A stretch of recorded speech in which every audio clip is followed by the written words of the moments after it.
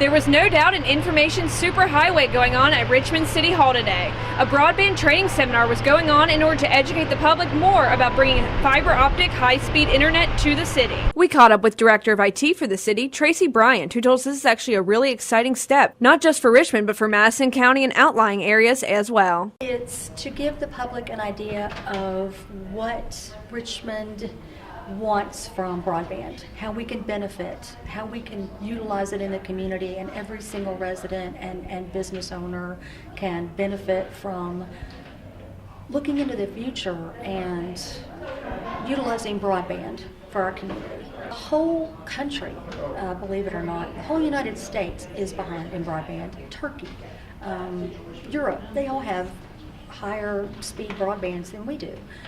And Kentucky is very low on the list. We're near the bottom, the whole country. I mean, we invented the technology, and it's sad that we're so far behind.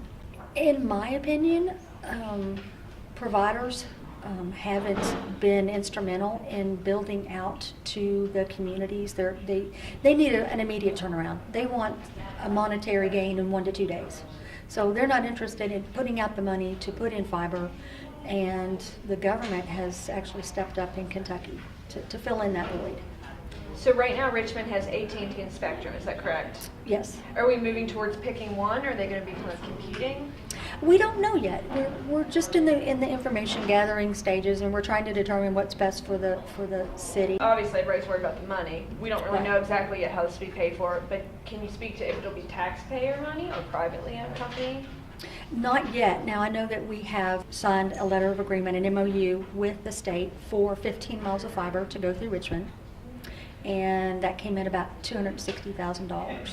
But at the very least, what the city will do with that is we will use it as our own network, our own fiber building-to-building network, which we have now.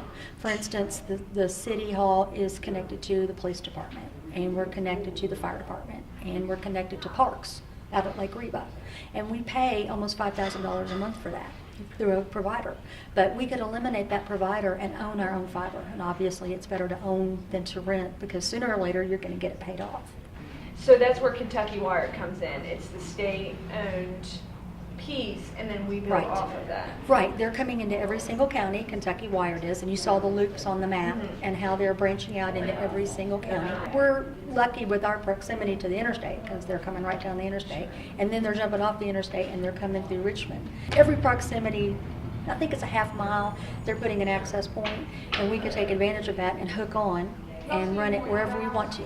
But the great thing about that is the least we'll do is get our own network and have all of our outer buildings combined, which from an IT standpoint, managing that is a dream. And like I said, the very least that happens is we get our own network and we get it paid for.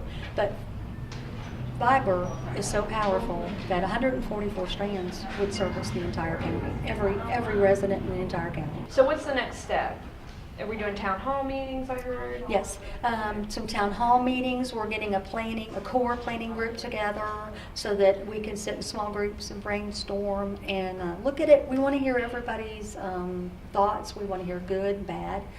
We want to hear people voice why they need it, why they don't think we need it, why it would benefit them if they're a business owner or just a homeowner. I think one of the most important things they said is that the internet usage is growing 43% every single year. And I think someone else pointed out that they couldn't have foreseen what they would need going down the pike, what the future would hold, but you need to plan for it anyway. And the internet, everybody wants to have Netflix and faster internet and games. From City Hall in Richmond for WBON TV, I'm Marissa Hempel.